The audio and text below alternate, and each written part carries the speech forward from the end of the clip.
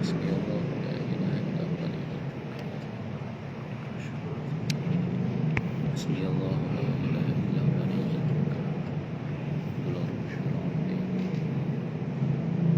Assalamualaikum warahmatullahi wabarakatuh. Bismillahirrahmanirrahim. Alhamdulillahi rabbil alamin.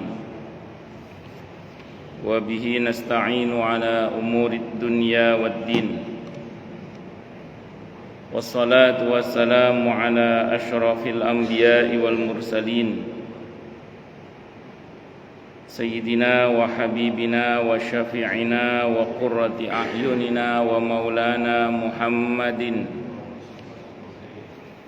wa ala alihi wa ashabihi wa dhurriyyatihi ajma'in, amma ba'd.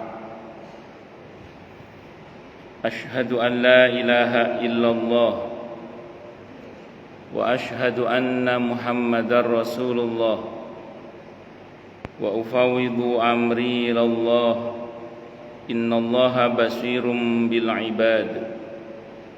Hasbiyallahu la ilaha illa huwa alaihi tawakkaltu wa huwa rabbul arsyil azim. Qala Allah ta'ala fi kitabihil karim hikayatan an nabiyillahi Musa alaihi salam. Rabbi syrah li sadri wa yassir li amri wahlul 'uqdatam min lisani yafqahu qawli. Para alim, para asatid, para asatidah, para sepuh, para bini sepuh, para tokoh masyarakat, hadirin hadirat sekalian, hafizani wa hafizakumullah, bil khusus segenap pengurus Masjid Asy-Syuhada yang semoga pengurusnya dan jamaahnya selalu dalam naungan rahmat, barokah, perlindungan serta bimbingan Allah Subhanahu wa taala. Amin, Allahumma amin, insyaallah. Allahumma inna nas'aluka ilman nafi'ah wa rizqan thayyiba wa amalan mutaqabbala wa fatahallahu lana futuhal arifin. Allahumma inna na'udzubika min ilmin la yanfa' wa amalin la yurfa' wa qalbin la yakhsha' wa du'a la yusma'. Allahumma ati anfusana taqwaha wa zakkiha anta khairu man zakkaha anta waliyuha wa maulaha. Allahumma barik lana fi rajaba wa sya'bana wa ballighna ramadana. Allahumma ighfir lana warhamna wa tub alaina. Amin, Allahumma amin, insyaallah. Masih melanjutkan kajian kita kitab At-Tadhkirah karya Al-Imam Al-Qurtubi rahimahullah rahmatan wasi'ah wa rahimallahu ulama al-muslimin. Qala al-muallif rahimahullahu ta'ala wa nafa'ana bihi wa bi'ulumihi fid dharain, amin. Bismillahirrahmanirrahim. Babu ma jaa anna kulla 'abdin yudarru alaihi min turabin hafarathu wa fir rizqi wal ajali. Bab menerangkan tentang bahwa setiap hamba itu ditaburi atasnya debu yang akan menjadi kuburannya, dan membahas tentang masalah rizki dan mengenai ajal. Wa bayani qaulihi ta'ala, dan penjelasan firman Allah Ta'ala di surah Al-Hajj ayat 5, mukhallaqatin wa ghairu mukhallaqatin, disempurnakan ciptaannya dan tidak disempurnakan ciptaannya. Jadi ini bab menerangkan tentang setiap kita ini, di jasad kita itu ditaburi tanah yang jadi bakal kuburan kita. Kemarin kan kita membahas bahwa semua kita pasti akan dikembalikan ke bumi, ke tanah, ke tempat di mana asal muasal dulu kita diciptakan. Sehingga kalau bahan dasar penciptaan kita adalah saripati tanah di mana, maka kita akan dikembalikan ke situ. Mbuh ya apa carane balik rono maneh. Karena itu sudah merupakan janji Allah kepada kita semua dan kepada bumi, di mana manusia yang diciptakan dari tanah ini akan dikembalikan ke tanah kembali. Minha khalaqnakum wa fiha nu'idukum wa minha nukhrijukum taratan ukhra. Dari bumi itulah diciptakan kita semua ini, dan ke dalamnya kita akan dikembalikan, dan darinya pula kita akan dibangkitkan. Dan karenanya kemudian semua kita ini ditaburi oleh tanah atau bumi yang akan menjadi bahan kuburan kita. Itulah kenapa yang pernah saya sampaikan di sini, setiap kita itu sudah punya jatah kuburannya. Jadi setiap kita itu sudah punya jatah kuburannya. Maka dalam kitab ini itu yang disyariatkan kalau kata Imam Al-Qurtubi dalam kitab ini adalah persiapan menghadapi kematian, bukan persiapan menghadapi pemakaman. Jadi kalau persiapan pemakaman, kata beliau, bukan itu yang disyariatkan. Yang disyariatkan adalah persiapan menghadapi kematian. Namun secara muamalah boleh kita persiapan menghadapi pemakaman itu, yaitu dengan menyiapkan kuburan dan kain kafan. Tapi tidak boleh menyertakan keyakinan bahwa itu pasti kuburan kita, karena kita tidak tahu di bumi mana kita mati. Jadi harus secara muamalah saja, tidak secara keyakinan bahwa itu pasti kain kafan kita, karena belum tentu kita yang pakai, karena kita tidak tahu di bumi mana kita mati. Itu seperti itu. Terus kemudian berkenaan dengan rizki dan ajal, karena dalam riwayat yang sahih disebutkan bahwa seseorang itu tidak akan mati-mati sampai jatah rizkinya habis. Jadi orang itu tidak akan mati-mati sampai jatah rizkinya habis. Kalau jatah rizkinya masih ada, nggak akan mati. Tapi kalau sudah habis jatah rizkinya, mati. Itu pada dasarnya begitu. Jadi namanya orang masih hidup pasti ada rizkinya, gitu aja. Itu keyakinan kita. Mengenai ajal, batas jatah akhir hidup kita itu sudah ditentukan oleh Allah Subhanahu wa taala, dan karenanya kalau ajal itu sudah datang, negosiasi untuk memajukan ataupun memundurkan itu tidak berlaku. Walikulli ummatin ajal fa idza jaa ajaluhum la yastakhiruna sa'atan wa la yastaqdimun. Al-A'raf ayat 34. Dan bagi setiap umat itu ada ajalnya, ada batas akhirnya. Kalau sudah datang ajalnya, tidak bisa dinegosiasikan untuk dimajukan ataupun dimundurkan walaupun cuma sesaat. Makanya di surah Al-Munafiqun, ketika ada orang yang mau mati, dia mencoba negosiasi dengan mengatakan, laula akhartani ila ajalin qarib fa asaddaqa wa akum minas salihin. Andaikan kematianku ditunda sebentar saja, maka aku akan sedekah dan menjadi hambamu yang soleh. Maka di 11-nya Allah tegaskan bahwa ajal itu tidak bisa diakhirkan walaupun cuman sesaat. Di negosiasi tidak berlaku. Tapi kalau ajal belum datang, silakan bernegosiasi dengan doa, dengan silaturahim, dengan sedekah, dengan membaca doa-doa yang anti ain. Karena kata Nabi aukamakal, kalau ada yang bisa mendahului ajal, maka itu adalah ain. Jadi kalau ada yang bisa mendahului ajal, itu adalah ain dia. Maka kita patut membaca doa-doa anti ain. Terus kemudian berbakti pada kedua orang tua misalnya, dan macam-macam, itu bagian dari upaya agar kemudian ya paling enggak, kalaupun misalnya secara kuantitas tidak ada penambahan jumlah usia, paling tidak kan keberkahannya. Seperti halnya Al-Imam An-Nawawi rahimahullah, itu usianya sekitar hanya 44 tahun, tapi karyanya melampaui usianya. Jadi karyanya melampaui usianya. Karena untuk Al-Majmu' Syarhul Muhadzab itu saja, para peneliti dari Eropa mengatakan untuk membuat buku seperti ini di zaman sekarang ini paling tidak butuh waktu 80 tahun. Sementara Imam Nawawi usianya hanya 44 tahun. Dan beliau ini karyanya nggak cuma itu, banyak lagi karyanya. Itu keberkahan umur namanya. Jadi umurnya nggak seberapa, tapi barokahnya luar biasa. Allahu Akbar. Dan nanti berkaitan dengan firman Allah pula, apakah akan disempurnakan penciptaan nutfah, calon bayi yang ada dalam kandungan itu, atau tidak jadi dilanjutkan. Kalau jadi dilanjutkan penciptaannya, maka akan tuliskan takdirnya itu. Abu Nuaim Al-Hafidh rahimahullah meriwayatkan hadis an Abi Hurairah dari Abi Hurairah radhiyallahu anhu. Qala, beliau berkata, qala, telah bersabda siapa Rasulullah sallallahu alaihi wasallam, ma min mauludin illa waqad dzurra alaihi min turabin hafarathu.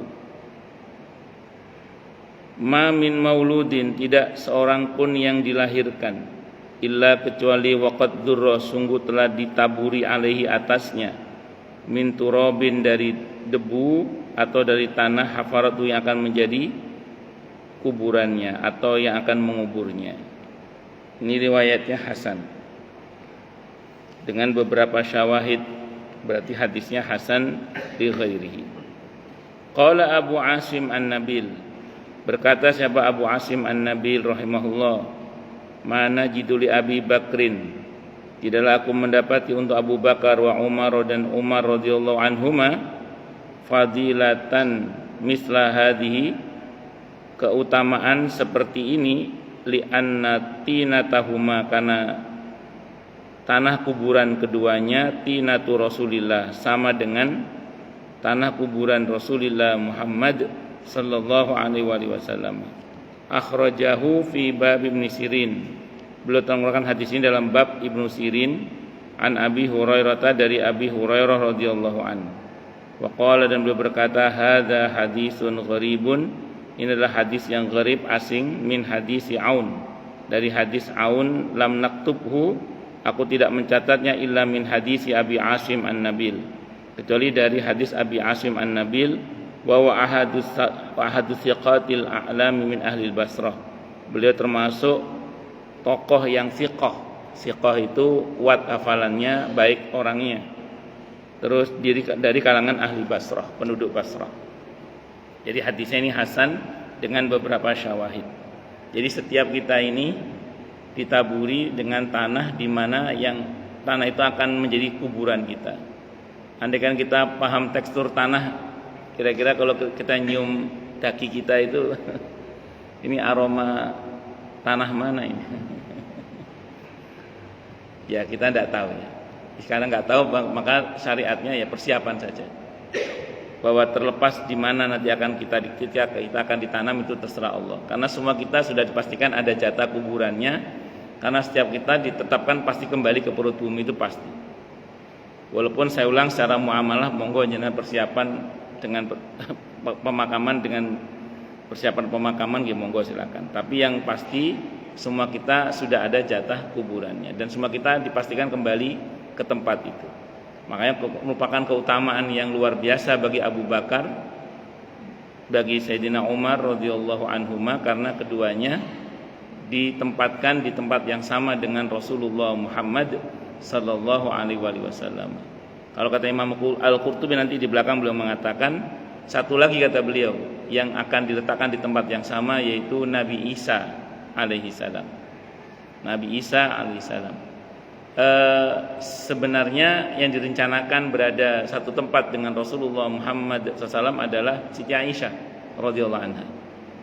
Cuman menjelang wafatnya Sayyidina Umar radhiyallahu an minta tolong kepada putranya agar sowan kepada Ibunda Aisyah radhiyallahu anha, mohon izin, sekiranya diizinkan Sayyidina Umar ingin dimakamkan di dekat Rasulullah Muhammad sallallahu alaihi wasallam. Dan luar biasa Ibunda Siti Aisyah radhiyallahu anha itu beliau mengizinkan. Dan sejak itu Bunda Aisyah radhiyallahu anha kalau ziarah kubur itu beliau selalu menggunakan cadar. Yang sebelumnya dilepas cadarnya kalau ziarah ke situ karena ada ayahandanya Abu Bakar As-Siddiq radhiyallahu anhu dan ada suaminya yaitu Rasulullah Muhammad sallallahu alaihi wasallam. Tapi begitu ada Sayyidina Umar ditutup cadarnya. Ditanya, "Ya Ummul Mukminin, kenapa kok ditutup?" Biasanya dibuka. Kata beliau, "Saya malu. Di sini ada Umar. Saya malu, di sini ada Umar." Itu yang diyakini oleh para ulama, walaupun Siti Aisyah radhiyallahu anha termasuk yang berpendapat orang yang sudah mati tidak bisa melihat dan mendengar orang yang masih hidup. Namun beliau dengan sikapnya itu dipahami oleh para ulama, sebenarnya beliau punya keyakinan bisa melihat sebenarnya. Itu seperti itu. Jadi bisa melihat dan juga bisa mendengar siapapun yang ziarah kuburnya itu. Warwa Murratun, dan telah meriwayatkan siapa Murrah an Ibnu Mas'ud dari Abdullah bin Mas'ud radhiyallahu anhu. Annal malakal muwakkali birrahimi ya'khudhu nutfatan minar rahim. Sesungguhnya malaikat yang ditugasi dengan rahim ini ya'khudhu an nutfata, dia mengambil nutfah minar rahimi dari rahim tadi itu. Minar rahimi dari rahim tadi itu fayadhuha ala kafihi, dan dia meletakkan di telapak tangannya. Summa yaqulu, kemudian dia berkata, "Ya Rabbi, wahai Rabbku, wahai Tuhanku, mukhallaqatun aw ghairu mukhallaqatin." Apakah nutfah ini disempurnakan penciptaannya atau tidak disempurnakan penciptaannya? Jadi kita semua itu dulu nutfahnya pernah dipegang oleh malaikat sambil dikonfirmasi kepada Allah, sios lanjut napa mboten niki ya Allah, kira-kira gitu. Maka kemudian fa in qala mukhallaqatun, dan apabila Allah berfirman ya disempurnakan penciptaannya, qala, maka berkata siapa malaikat tadi, ya Rabbi, wahai Rabbku, marrizqu, berapa rizkinya, mal asaru, berapa umurnya, mal ajalu, sampai kapan ajalnya. Fayaqulu, maka Allah berfirman, unzur fi ummil kitab, lihat di buku induk. Buku induk itu nama lainnya Lauhul Mahfuz. Di buku induk itu takdir alam semesta ini, bukan cuma takdir kita, takdir alam semesta ini sudah Allah catat sejak 50.000 tahun sebelum Allah menciptakan alam semesta ini. Jadi di buku induk itu, di Lauhul Mahfuz itu sudah Allah catat takdir alam semesta ini itu sejak 50.000 tahun sebelum Allah menciptakan alam semesta ini. Nah, jadi semua kita ini sebenarnya tinggal menjalani takdir. Semua kita ini tinggal menjalani takdir. Semua kita kena aturan Lauhul Mahfuz. Kita tidak bisa mengelak dari Lauhul Mahfuz. Semua kita sedang berjalan di atas rel takdir kita masing-masing. Kita nggak bisa luput dari takdir yang telah Allah tetapkan. Termasuk perjumpaan kita pagi ini, subuh ini semua karena takdir Allah. Jadi semua kita ini berjalan di atas rel takdirnya masing-masing. Semua kita. Nah, cuman ingat, kalau kita bicara soal takdir, kata para ulama, kita harus melihat pada dua sisi. Pertama, sisi Allahnya kepada kita. Yang kedua, sisi kitanya kepada Allah. Agar kita ini tidak menjadi kelompok namanya Jabariyah, fatalism. Kelompok fatalism Jabariyah itu bagaimana? Kalau jadi dia meyakini betul semua sudah Allah takdirkan, tapi dia menafikan usaha. Menafikan apa? Usaha.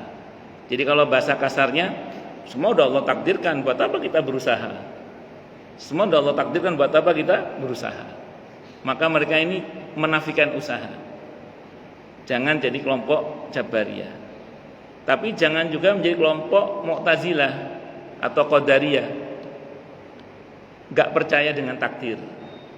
Kalau Jabariyah sangat percaya dengan takdir, menafikan usaha. Kalau Mu'tazilah kemaruk dengan usaha, menafikan takdir. Makanya rukun imannya cuma 5 rukun imannya. Yang ke-6 itu dihapus, yaitu takdir Allah itu dihapus. Dia enggak percaya dengan takdir Allah, khairihi wa syarrihi, itu tidak percaya. Dia meyakini semua kita yang menentukan, itu Mu'tazilah. Ahlu sunnah wal jamaah itu tengah-tengah. Perihal takdir itu, di samping yang utama kita melihat dari Allahnya kepada kita yang maha kuasa atas segala sesuatu, tapi kita juga harus melihat perintah Allah untuk kita apa. Perintah Allah untuk kita apa? Allah suruh kita berdoa, ya kita berdoa. Allah suruh kita bertawakal, ya kita bertawakal hanya kepada Allah. Allah suruh kita berusaha, ya kita berusaha. Allah suruh kita punya niat, kita punya niat. Kita punya visi, rencana, visi, misi ke depan yang baik. Kita lakukan semua karena mentaati perintah Allah. Semua itu semata-mata karena mentaati perintah Allah. Makanya kata para ulama, kita itu tidak usah resah dengan apa yang sudah Allah tetapkan. Karena yang menetapkan takdir kita itu adalah Allah yang maha baik, yang maha kasih, maha sayang. Udah gak usah khawatir. Fokus kita sekarang pada perintah Allah untuk kita apa. Udah gitu aja. Makanya seringkali orang yang galau, atau apalagi dia galauers gitu ya, jadi tipe orang yang sering galau gitu, itu biasanya lemah keyakinannya tentang takdir. Biasanya orang yang yakin betul tentang takdir, bahwa takdirnya adalah Allah yang maha baik yang menetapkannya, dia akan tenang-tenang saja menjalani hidup ini. Yang penting dia fokus pada perintah Allah untuk saya apa, udah gitu aja. Allah suruh kita berusaha, ya kita berusaha. Allah suruh kita punya rencana, ya kita berencana. Allah suruh kita punya niat yang baik, kita punya niat yang baik. Allah suruh kita berdoa, ya kita berdoa. Allah suruh kita berhitung, ya kita berhitung. Udah gitu aja. Allah nyuruh kita apa, ya kita jalani aja perintah Allah apa.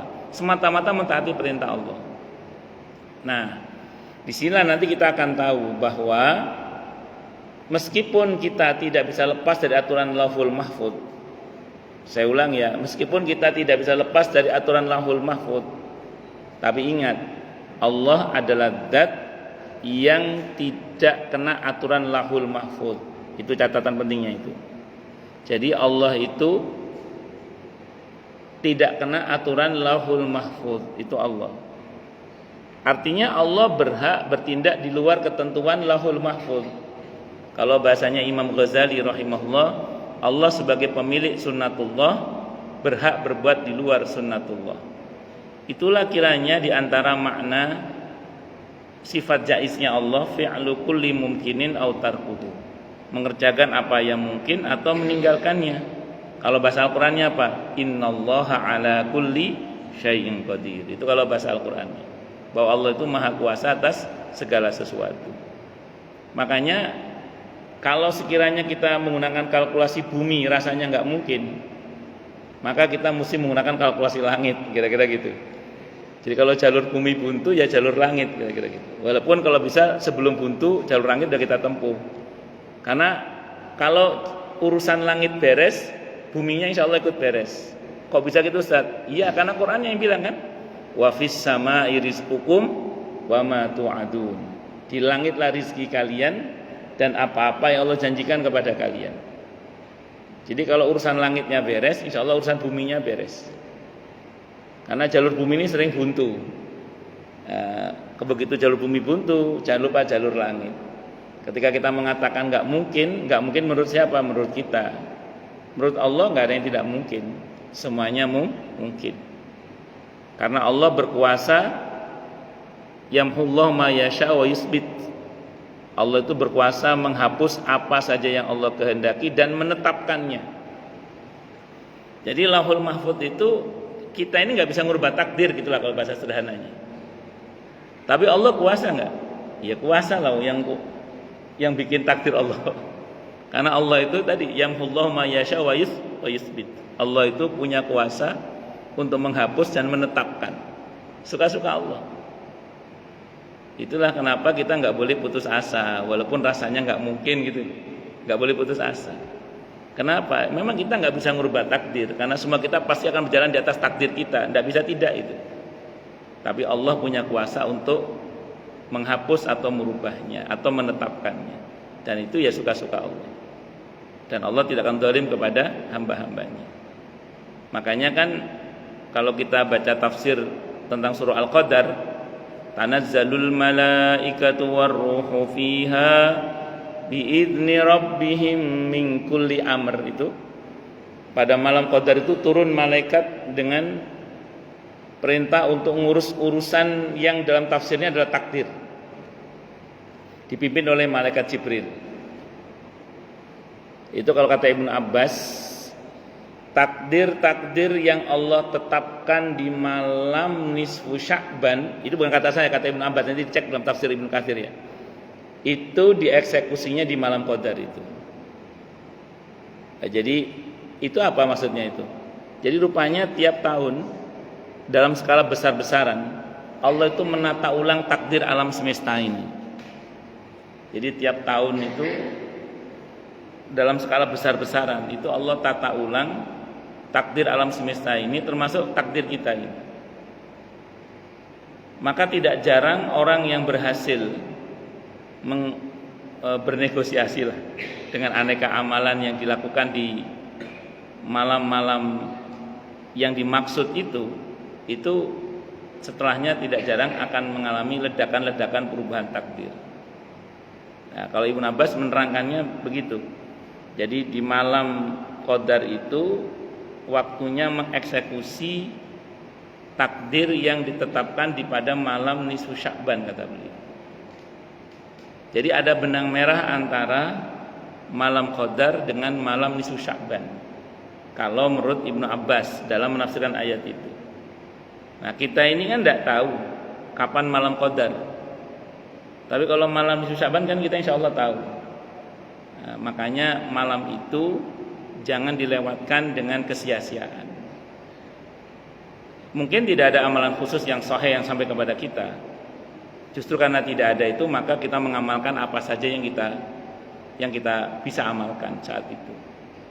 Dan hadisnya sahih tentang Allah menatap hambanya pada malam nisfu Sya'ban itu dan mengampuni seluruhnya kecuali dua, musyrik dan musyahid. Orang yang berbuat syirik dan orang yang berantem. Orang yang berbuat syirik dan orang yang berantem itu tidak diampuni. Berarti malam itu bukan malam biasa, itu malam yang luar biasa. Karena Nabi menyebutkan dalam hadis yang sahih riwayat Al-Jamaah, kata para ulama hadisnya sahih dari semua jalur periwayatannya. Bahkan yang mengatakan sahih itu Syekh Albani rahimahullah. Beliau mengatakan hadis ini sahih dari semua jalur periwayatannya. Berarti malam itu bukan malam biasa itu. Karena Allah menatap hambanya pada malam itu dengan ampunannya. Maka jangan sampai kita menganggap itu sebagai malam biasa terus kita melalaikannya. Nah, karenanya kemudian patutnya lah pada malam itu kita justru banyak beribadah dan beramal yang soleh. Terserah mau menghidupkan dengan baca Al-Quran, dengan zikir, dengan doa, dengan sedekah, dengan silaturahim, dengan hadir di majelis ilmu, dengan terserah jenengan lah, nopo. Kalau maksud mau baca surah Yasin, ya monggo, terserah. Yang penting niatnya untuk taqarrub ilallah, mohon pada Allah yang baik-baik, karena pada malam itu takdir-takdir yang akan dieksekusi di malam Qadar ditetapkan oleh Allah. Sehingga sebagian para ulama menjelaskan tidak jarang ada orang yang di tahun itu tidak ada catatan punya rumah, dengan izin Allah punya rumah. Tidak jarang ada orang yang mungkin catatannya dia meninggal di tahun itu nggak jadi. Itu kata para ulama ketika menjelaskan riwayat itu, nggak jadi. Tapi sebaliknya ada juga bisa jadi orang yang harusnya dia masih cukup lama hidupnya, Allah pangkas gara-gara dia meremehkan malam itu, juga bisa. Jadi umurnya diperpendek, itu bisa juga. Itu kata para ulama, bukan kata saya. Nanti bisa dibaca dalam penjelasan tentang malam nisfu Sya'ban itu. Makanya kita jangan meremehkannya. Maka saya termasuk orang yang tidak setuju dengan pernyataan sebagian orang yang mengatakan ini malam biasa aja, udah nggak usah kita beri masalah khusus. Bagaimana mungkin kita mengatakan itu malam biasa, sementara Nabi kita Muhammad SAW dalam hadis yang sahih, riwayat Al-Jamaah, hadisnya sahih dari semua jalur periwayatannya, mengatakan pada malam itu Allah menatap hambanya dengan tatapan ampunan. Dan fakta dalam sirah disebutkan generasi salafus saleh terdahulu menghidupkannya. Jadi orang-orang terbaik di masa orang terbaik umat ini salafus saleh itu menghidupkan malam nisfu Sya'ban itu sendiri. Hanya ada dua model. Kalau yang daerah Hijaz menghidupkannya di rumah masing-masing. Yang di bumi Syam menghidupkannya di masjid-masjid dan di musola-musola. Jadi kalau di daerah Hijaz, Mekah, Madinah menghidupkannya di rumahnya masing-masing. Kalau orang-orang Syam, bumi Syam itu menghidupkannya di masjid atau di musola. Kalau Anda nanya saya, apakah Nabi Muhammad SAW menghidupkan malam nisfu Sya'ban? Saya jawab, iya. Hadisnya Sahih Muslim. Hadisnya Sahih Muslim. Siti Aisyah radhiyallahu anha satu saat berkata, suatu malam di malam nisfu Sya'ban saya kehilangan Rasulullah Muhammad SAW. Jadi malam itu jatahnya Siti Aisyah radhiyallahu anha. Biasanya Nabi kalau habis sholat Isya, kalau nggak ada kepentingan kaum muslimin, itu pulang biasanya beliau. Langsung istirahat tidur Nabi itu habis sholat Isya itu. Malam itu kok nggak ada pulang, padahal itu jatahnya Siti Aisyah radhiyallahu anha. Dicari oleh Siti Aisyah radhiyallahu anha, kemana Nabi kok nggak ada malam itu. Ternyata Nabi sedang ziarah makam Baqi'. Jadi Nabi pada malam nisfu Sya'ban itu beramal dengan amalan yang enggak biasanya, yaitu ziarah makam Baqi'. Biasanya kan pulang istirahat, ini enggak, kok malah ziarah makam Baqi'. Siti Aisyah ngikuti beliau dan beliau berada di luar pagar, ditunggu cukup lama itu. Dan beliau tidak tahu apa yang dibaca oleh Nabi kita Muhammad SAW. Selang berapa waktu Nabi pulang. Dan di antara mukjizat Nabi bisa melihat ke belakang tanpa menoleh. Nabi tahu diikuti oleh istrinya. Siti Aisyah sudah pulang duluan itu. Begitu Nabi pulang, udah buruan pulang. Terus sampai di rumah Nabi tanya, dari mana kamu tadi? Dari ngikuti panjenengan ya Rasulullah. Saya khawatir Anda pergi ke istri yang lain. Padahal Nabi nggak mungkin khianat kan? Nabi nggak mungkin khianat. Nabi nggak mungkin bohong. Kata Nabi, kamu telah tergoda oleh setan kamu. Saya ada setannya ya Rasulullah. Semua orang ada setannya kata Nabi. Termasuk engkau, termasuk saya kata Nabi. Hanya saja Allah merahmatiku sehingga semua setan yang menggodaku masuk Islam. Masya Allah. Ya, jadi semua orang ada setannya, termasuk aku kata Nabi. Hanya saja Allah merahmatiku sehingga semua setan yang menggodaku masuk Islam. Itu setan yang menggoda Nabi Muhammad Rasulullah sallallahu alaihi wasallam. Kalau yang goda Muhammad Subhan ya masih kafir. Allahu Akbar. Itu kata Siti Aisyah radhiyallahu anha. Hanya saja Allah merahmatiku sehingga semua setanku yang menggoda aku masuk Islam. Allahu Akbar. Jadi istilah jin, setan dari bangsa jin masuk Islam itu ada. Karena setan itu sifat, beda sama iblis. Kalau iblis itu kan jenis makhluk. Nah, kalau ini sifat, ya sifat. Jadi dia makanya setan dari bangsa jin itu bisa masuk Islam. Dalam hadis Bukhari itu diceritakan ada seorang dukun. Hadisnya Sahih Bukhari. Saat itu saya sedang ngaji Sababun Nuzul surah Al-Isra. Ada seorang dukun tuh manggil jinnya, dipanggil jinnya itu. Datang sampai lama-lama datang juga jinnya itu. Sama dukunnya dimarahi, dari mana aja kamu itu? Dipanggil kok nggak datang. Kalau bahasa kita, sorry bos, saya sudah tobat katanya. Saya sudah tobat, saya sudah masuk Islam. Dan tidak mau lagi disuruh-suruh.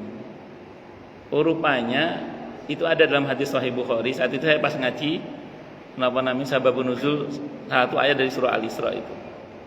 Nah, rupanya di zaman sekarang itu kejadian juga itu. Jadi ada seorang ustadz, saya nggak sebut nama ustadznya, takutnya Anda kenal. Nah, beliau ini kedatangan tamu, dukun dari Depok. Dukun dari Depok. Assalamualaikum Ustaz. Waalaikumsalam. Bapak siapa? Saya dukun Ustaz dari Depok. Yang sering ke dukun insya Allah tahu lah. Nah, terus kemudian ada apa, Pak? Begini Ustaz, ini kisah nyata, ini beneran terjadi. Saya mau tobat Ustaz, saya mau tobat. Loh, kenapa tobat, Pak? Begini Ustaz, tadi malam itu saya panggil jin saya berkali-kali nggak datang-datang. Ada pekerjaan gitu, saya panggil berkali-kali nggak datang-datang Ustaz. Hampir subuh baru datang. Saya punya 2 jin Ustaz. Begitu saya datengin, saya tanya, kamu dari mana aja? Saya panggil nggak datang-datang. Sorry bos, tadi malam itu saya dengar pengajian katanya. Ada pengajian. Saya dengar pengajian katanya. Ini kisah nyata Pak, beneran ya. Bahwa hakikatnya saya nggak tahu dia bohong atau tidak, tapi yang pasti dia tobat itu. Sorry bos, saya mau berhenti jadi setan. Saya tobat. Saya sudah nggak mau lagi disuruh-suruh untuk mensihir orang. Saya tobat. Kata dukun itu, kalau jin saya udah tobat, saya nggak mau ngapain lagi Ustaz katanya. Udah saya tobat juga katanya. Tobat akhirnya dia dengan izin Allah. Makanya di Depok ada kalau yang sering ke dukun ke Depok tahu-tahu sang tutup ya kira-kira itulah orangnya. Itu tobat dengan izin Allah. Masya Allah. Jadi kalau kita ngaji ini Pak, ini kan yang kelihatan aja Pak, segini Pak yang kelihatan. Yang nggak kelihatan lebih banyak lagi Pak. Terus itu hadis kan Sahih Muslim hadisnya kan, malaikat rahmat kan sampai langit pertama. Itu yang malaikat, yang bangsa jin ya mungkin yang gelantungan mungkin ada. Makanya jangan salah loh nggih panjenengan ketika Nabi dakwah di Thaif Nabi ditolak. Ketika Nabi dakwah di Thaif Nabi ditolak. Dalam perjalanan pulang ke Mekah Nabi bertemu rombongan bangsa jin yang menyatakan masuk Islam. Rupanya pas Nabi dakwah itu bangsa jin mendengarkan, Pak. Yang ada di surah Al-Jin itu. Yang mereka mendengarkan bacaan Al-Qur'an yang dibaca oleh Nabi kita Muhammad SAW. Jadi jangan kira Pak kalau kita ngaji gini mereka nggak ngaji Pak. Mereka ngaji juga bisa jadi. Cuma kita nggak tahu aja. Itu seperti itu. Nah, jadi itu kalau Anda baca dalam sirah ya. Itu sekelompok bangsa jin masuk Islam itu setelah Nabi dakwah di Thaif ditolak gitu Pak. Allah hibur beliau di samping dengan Isra Mi'raj karena dakwah di Thaif itu setelahnya Allah hibur Nabi pertama dengan masuknya bangsa jin ke dalam Islam. Yang kedua dihibur dengan Isra Mi'raj itu. Itu setelah dakwah di Thaif itu Pak Nabi itu. Masih dalam kelelahan dalam perjalanan pulang dari Thaif itu Nabi itu. SAW itu. Jadi kalau kita berdakwah, kadang yang dengerin nggak cuman bangsa manusia, bangsa jin pun juga mendengarkan. Oh, ini yang kelihatan aja belum tentu manusia semua ini yang kelihatan ini. Bercanda aku lah. Tapi saya serius berkaitan dengan itu. Allahu Akbar. Jadi Nabi menghidupkan Pak malam Sya'ban itu dihidupkan. Tapi Nabi menghidupkannya saat itu dengan ziarah kubur. Dengan ziarah kubur. Allahu Akbar. Di malam hari itu di Baqi ziarah kuburnya saat itu. Allahu Akbar. Pun lanjut. Makanya perihal takdir ini kita harus tahu momen-momen itu Pak. Karena itu bocoran dari Allah langsung tentang Al-Qadar itu di malam Qadar itu yang kata Ibnu Abbas ada benang merahnya dengan malam nisfu Sya'ban itu. Maka kita jangan meremehkan malam itu. Terserah jenengan mau menghidupkan masing-masing di rumah tidak ada masalah. Kalau mau di masjid atau di musola ya ada contohnya dari kalangan salafus saleh pada generasi yang tinggal di bumi Syam saat itu.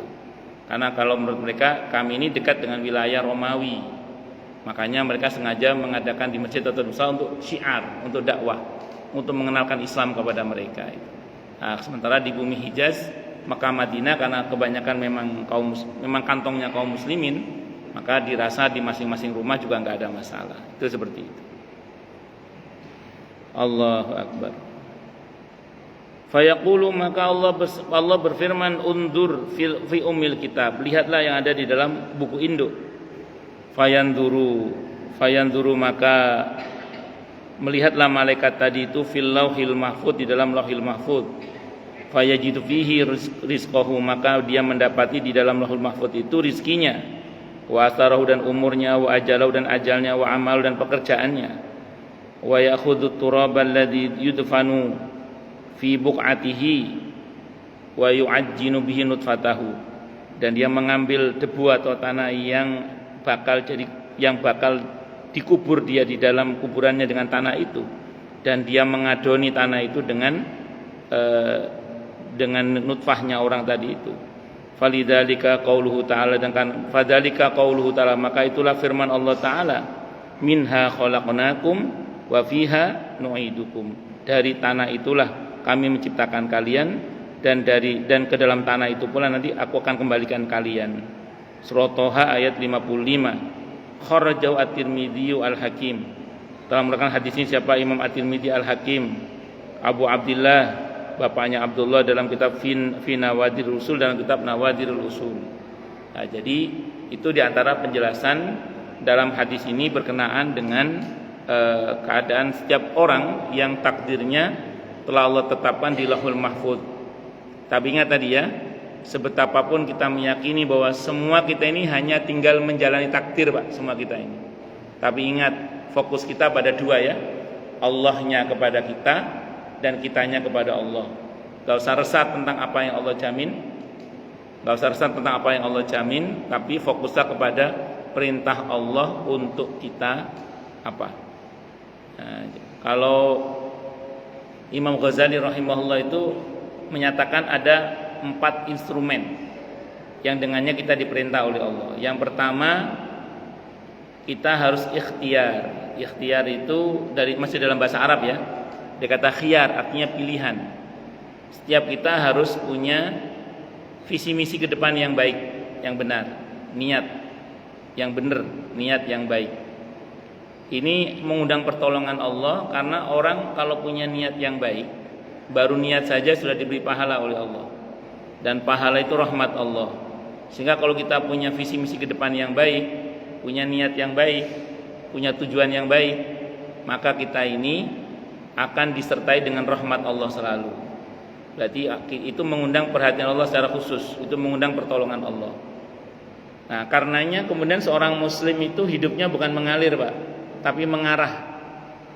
Kan ada sebagian orang yang mengatakan udah hidup ini ngalir aja. Enggak. Dalam Islam bukan mengalir, mengarah, Pak. Apa bedanya mengalir sama mengarah? Kalau mengalir kan kita ngikuti aliran aja, Pak. Ya kalau nyangkutnya bener, kalau nyangkut ke sepiteng gimana? Nah, makanya seorang muslim mengarah. Arahnya kemana? Inna lillahi wa inna ilaihi raji'un. Semua kita milik Allah, semua kita akan pasti kembali kepada Allah. Maka Allah lah tujuan kita. Perjumpaan dengan Allah itulah tujuan kita. Itu makanya hidup itu bukan mengalir tapi mengarah. Kalau orang Jawa itu ada unen-unennya itu, Pak. Ngintiro ning aja kintir. Nah, ngeten nggih, Pak Wanang nggih. Ngintiro ning aja kintir. Jadi menghanyutlah tapi jangan terhanyut. Jadi menghanyut bukan terhanyut. Kalau terhanyut nanti kita ngikuti arus. Tapi kalau kita menghanyut itu kita yang mengendalikan. Jadi kita punya kendali. Kita mengarah, kita punya tujuan. Itu seorang muslim. Kemudian yang kedua, sa'yun, usaha. Tadi ikhtiar masih dalam bahasa Arab. Kalau ikhtiar yang sudah di bahasa Indonesia kan artinya usaha. Kalau ikhtiar yang dalam bahasa Arab dia kata khiyar, artinya pilihan tadi. Tapi yang kedua ini sa'yun, usaha. Ini diambil dari kata yang dipakai oleh istilah yang dipakai untuk yang dilakukan oleh Siti Hajar alaihissalam, yaitu aktivitas lari Safa Marwah itu. Sa'i itu lah. Sa'i itu secara bahasa artinya usaha artinya. Karena kita tahu spiritnya apa di situ itu. Siti Hajar ketika Nabi Ismail nangis, persediaan air sudah habis, asinya juga sudah kering. Beliau tahu bahwa di situ itu padang berbatu, tidak mungkin beliau gali sumur, perempuan. Dan beliau tahu di situ nggak ada air, tahu beliau, nggak ada kehidupan di situ, kecuali beliau dan putranya saja. Tapi akidahnya mengatakan saya harus berusaha. Maka beliau berusaha lari Safa Marwah, Safa Marwah. Nggak dapat air di Safa, nggak dapat, di Marwah juga nggak dapat. Tapi dapat air, dapat di mana? Di dalam Sahih Bukhari dekat Hajar Aswad, di bekas jejakan kaki Nabi Ismail yang digali pakai sayapnya malaikat Jibril, yang sampai sekarang airnya dikenal dengan al-ma'u Zamzam, air Zamzam itu. Jadi kadang kita usaha di mana dapatnya di mana gitu ya. Nah, jadi usaha jual roti dapatnya di tambang misalnya gitu. Jauh gitu. misalnya. Nah, jadi singkat kata singkat cerita yaitu usaha. Nah, itu taati aja perintah Allah, berusaha. Yang ketiga doa, dengan doa. Doa ini penting karena la yaruddul qada'a wal qadara illa doa. Hadisnya riwayat At-Tirmidzi. Tidak ada yang bisa menolak ketentuan Allah yang belum dan yang sudah terjadi kecuali doa. Kalau yang belum terjadi kita tidak tahu lah. Yang sudah terjadi Allah rubah mana? Di Al-Quran banyak contohnya itu. Sudah terjadi tapi Allah rubah. Pertama kisah Nabi Zakaria alaihissalam. Nabi Zakaria itu minta keturunan kepada Allah dari istri yang sama. Itu baru Allah kabulkan setelah istrinya menopause. Kalau menurut teori kan sudah turun takdir nggak punya anak berarti kan? Tapi doa itu terus beliau munajatkan. Pertama doanya itu Rabbi la tadarni farda wa anta khairul warisin. Sempat berhenti berdoa, terus melihat kenyataan Siti Maryam dengan izin Allah mendapatkan rizki dari arah yang tidak diduga-duga itu. Beliau lanjutkan doa lagi setelah itu di tempat itu. Di tempat Siti Maryam mendapatkan keutamaan rizki dari Allah dari arah yang tidak diduga. Di situ beliau berdoa di mihrabnya Siti Maryam dengan doa Rabbi habli min ladunka dzurriyyatan thayyibah innaka sami'ud du'a. Terus Allah kabulkan itu justru di saat istrinya sudah menopause. Terus kalau kita baca dalam Al-Quran lagi kisah apa itu? Kisahnya Nabi Yunus alaihissalam yang ditelan oleh ikan yang besar itu, yang Allah menyatakan dalam Al-Quran itu kurang lebih maknanya kalaulah Yunus bukanlah orang yang biasa bertasbih sebelumnya, bisa dia akan tinggal dalam perut ikan itu sampai hari kiamat. Artinya sebenarnya dengan ditelannya Nabi Yunus oleh ikan itu berarti beliau, ikan itu jadi kuburan beliau lah kalau bahasa sederhananya. Tapi Nabi Yunus ini di dalam perut ikan pun masih bertasbih beliau. Tasbihnya sangat populer di surah Al-Anbiya ayat 87 itu. La ilaha illa anta subhanaka inni kuntu minadh dhalimin. Nah, itu saya baca dalam kitab Ad-Da' wa Dawa karya Ibnu Qayyim Al-Jauziyah rahimahullah. Saya baca dalam kitab Abwabul Faraj Sayyid Muhammad Alawi Al-Maliki rahimahullah. Itu sahabat nanya, "Ya Rasulullah, itu nabi. Bagaimana dengan kami yang bukan nabi? Apakah kalau kami baca yang sama dapat yang sama?" Kalau bahasa kita gitu. Itu kan kebiasaan kita, Pak, juga sama. Kalau kita cerita tentang keutamaan nabi dan rasul atau para ulama, kita mengatakan itu kan nabi, kita kan bukan nabi. Jawaban kita gini, Pak. Kadang kalau kita bicara tentang pertolongan Allah untuk para nabi terdahulu, orang ngomong gitu. Maka jawabannya gini, memang kita dan nabi itu beda. Tapi kita dan beliau Tuhannya sama, Pak. Siapa? Allah. Maka saat ditanya itu Nabi nggak jawab, yang jawab siapa? Allah langsung. Al-Anbiya 88. Apa kata Allah? Wa kadzalika nunjil mu'minin. Sebagaimana Yunus, kami akan selamatkan pula orang-orang yang beriman yang mau membaca la ilaha illa anta subhanaka inni kuntu minadh dhalimin.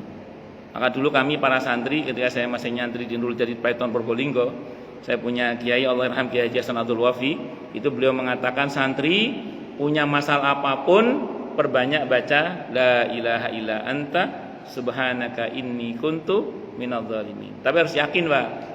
Kalau enggak yakin enggak bermanfaat. Wah, kalau dalam surah kalau kata Imriti wa kullu man lam ya'taqid lam yantafi'. Kalau enggak yakin enggak bermanfaat, maka harus yakin. Ngoten nggih? Yang terakhir tawakal, Pak, berserah diri kepada Allah. Kalau kita berserah diri kepada Allah, wa may yatawakkal 'alallahi fahuwa hasbuh. At-Tolak ayat 3 nih. Siapa yang bertawakal kepada Allah, maka Allah akan mencukupinya. Bahkan kalau kita bertawakal di surah Ali Imran ayat 173 sampai 174, apa yang kita takutkan enggak akan terjadi. Ketika para sahabat ditakut-takuti tentang serangan Abu Sufyan yang sudah kumpul di Badar untuk menyerang Madinah yang kedua kalinya, itu mereka alih-alih takut menyerahkan ketakutannya kepada Allah sambil berkata, hasbunallah wa ni'mal wakil. Maka kata Allah, fanqalabu bi ni'matin minallahi wa fadlin lam yamsasum su' wattaba'u ridwanallah, dan seterusnya itu. Jadi apa yang ditakutkan enggak terjadi gara-gara hasbunallah wa ni'mal wakil. Atau wa fawidu amri ilallah innallaha basyirum bil ibad. Surah Al-Mu'min ayat 44 itu. Ayat 45-nya ketika Nabi Musa mau diserang oleh Fir'aun dan pasukannya, Nabi Musa dan orang-orang Bani Israel, saat itu orang solehnya yang mengatakan, kalau Nabi Musa mengatakan inna ma'iya rabbi sayahdin, sesungguhnya Tuhanku bersamaku, maka Allah pasti akan menunjukkan jalan untukku. Dan ada orang soleh di antara mereka mengatakan wa ufawwidu amri ilallah innallaha basirum bil ibad. Aku serahkan urusanku kepada Allah, sungguhnya Allah Maha melihat hamba-hambanya. Maka apa yang terjadi? Semua rencana jahat Fir'aun batal, bahkan menghantam dirinya sendiri. Yang tadinya Fir'aun mau membunuh Nabi Musa, dia sendiri yang terbunuh. Itu kalau kita baca wa ufawwidu amri ilallah innallaha basirum bil ibad. Itu kalimat-kalimat tawakalnya orang-orang soleh terdahulu. Atau kalaupun yang kita takutkan terjadi, kita selamat, Pak. Mana dasarnya? Saat perjanjian Hudaybiyah. Itu saat perjanjian Hudaybiyah itu Nabi kan diajak damai itu dengan perjanjian yang poin-poinnya sangat merugikan kaum muslimin tampak kasat matanya. Apa kata Allah? Wa in janahu di Al-Anfal ayat 61 ya. Wa in janahu lisalmi fajnahalaha wa tawakkal 'ala Allah. Kalau mereka ngajak kamu damai wahai Nabi, turuti saja, tapi syaratnya satu, kamu mesti bertawakal kepada Allah. Dan Nabi tanda tangan, Pak. Begitu Nabi tanda tangan, itu tahun ke-6 Hijrah, tahun ke-7 Hijrah Nabi dikhianati. Tapi Nabi selamat, Pak. Tidak hanya selamat, dapat bonus. Apa bonusnya? Tahun ke-8 Hijrah Fathu Makkah, Pak. Jadi ditipu tapi dapat untung gede, Pak. Itu kalau kita bertawakal. Hasbunallah wa ni'mal wakil. Atau kalau berkaitan dengan kalau kita ngasih nasihat kok orang yang duablek, tawakalnya apa? Hasbiyallahu la ilaha illa huwa alaihi tawakkaltu wa huwa rabbul arsyil azim. Kalau kita menasihati, kalau yang kita nasihati gak nurut, hasbiyallahu la ilaha illa huwa alaihi tawakkaltu wa huwa rabbul arsyil azim. Insyaallah nanti dibantu oleh Allah untuk nurut. Ya, saya kira ini bisa saya sampaikan. Semoga bermanfaat. Monggo silakan yang mau tanya, protes, marah boleh silakan. Masalah itu masalah yang lain boleh monggo kalau ada.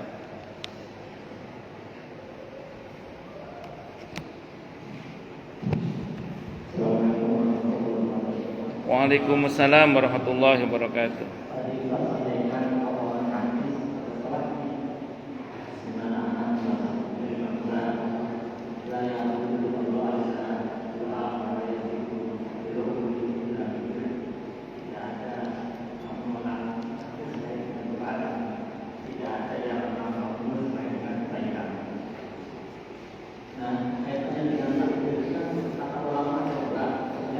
Nggih. Bro.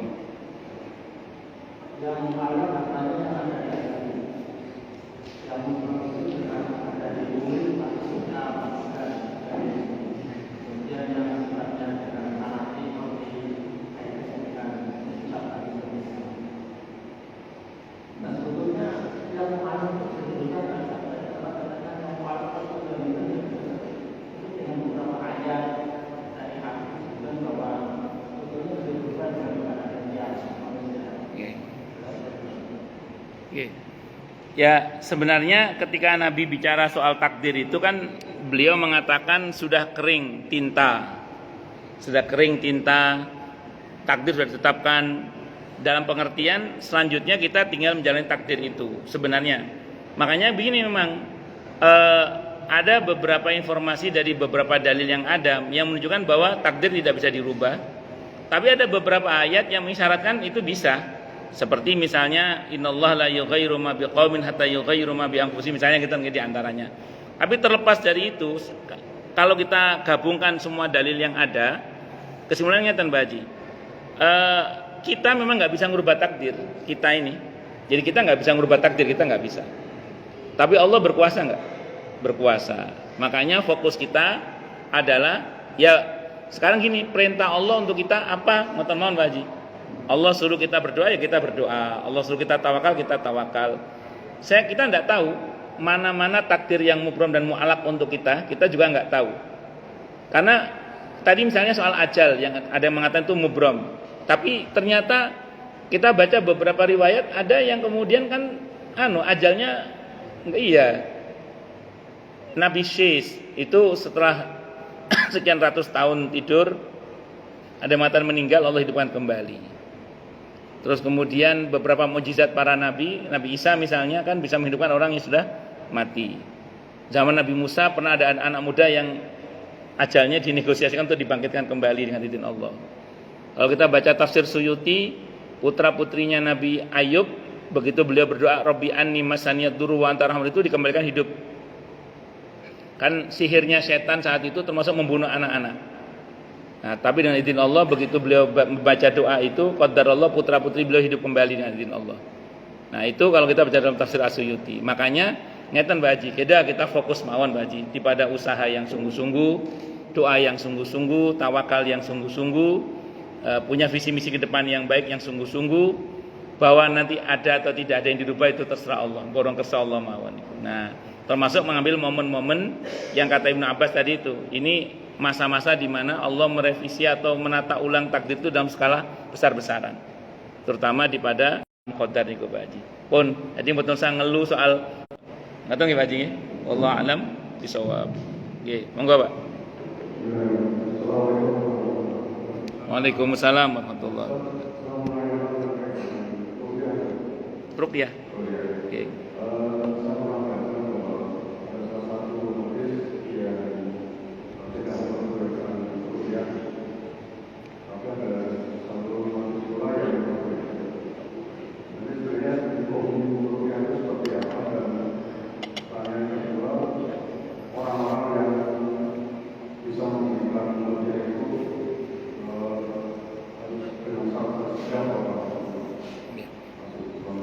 Waalaikumsalam warahmatullahi wabarakatuh.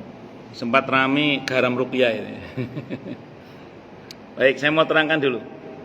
Yang pertama mengenai hadis itu kan berkenaan dengan bukan larangan sebenarnya, tapi lebih kepada tidak akan 70.000 orang yang dijamin masuk surga tanpa hisab.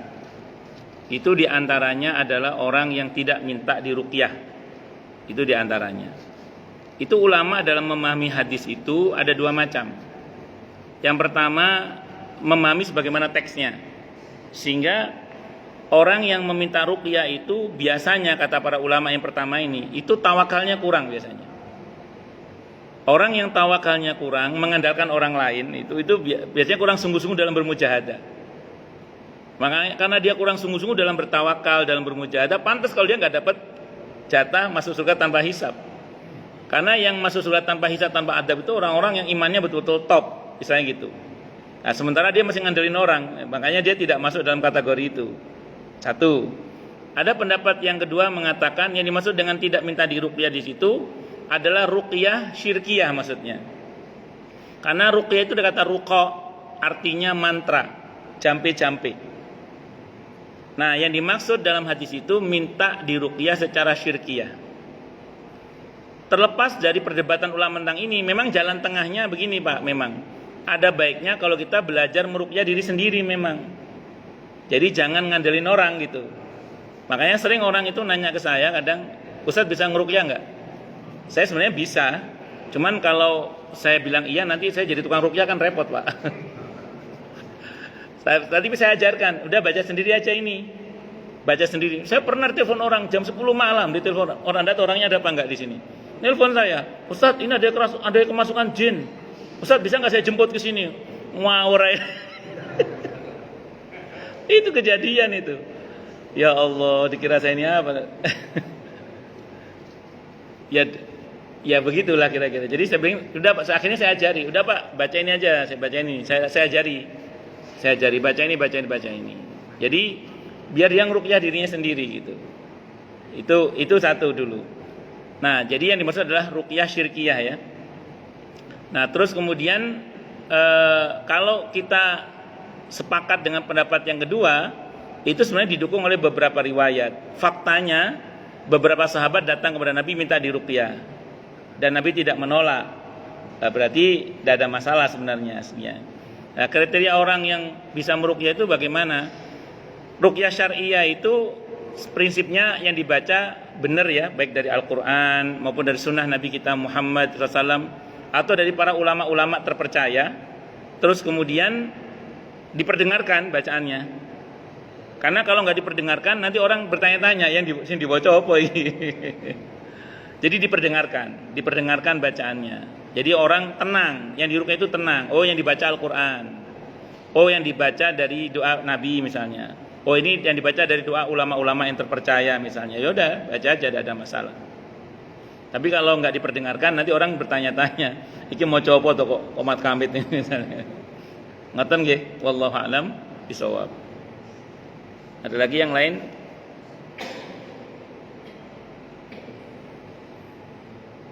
Jelas semua nggih?